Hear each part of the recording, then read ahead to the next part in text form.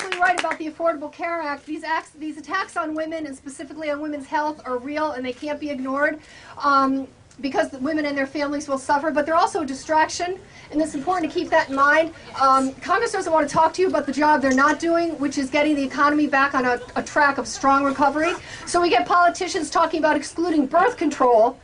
Birth control, think about that. Think about your private lives. And now you can't get access to birth control. It's sobering, and it's real, and it's coming down the pike if we let this happen. But they want to talk about that instead of talking about what they should be doing, which is getting the economy working again. The American Jobs Act is languishing. The American Jobs Act is sitting, being obstructed by Congress. It has money in it for roads, bridges, trains, like the Levittown train station, teachers, firefighters, police officers, other first responders. The money's there. It can't get through Congress. Here's what Congress can do. This is what Congress found time to do. They found time to pass the Ryan budget. The Ryan budget.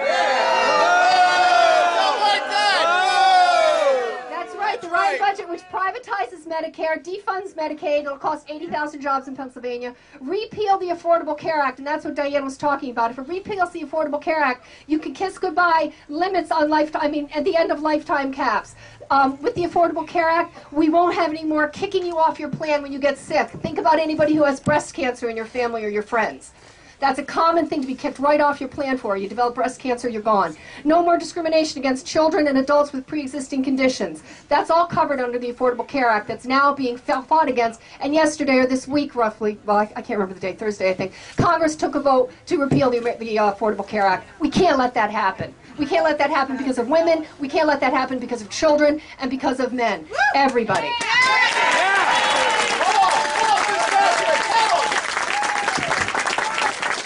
So women have been running for office. We have made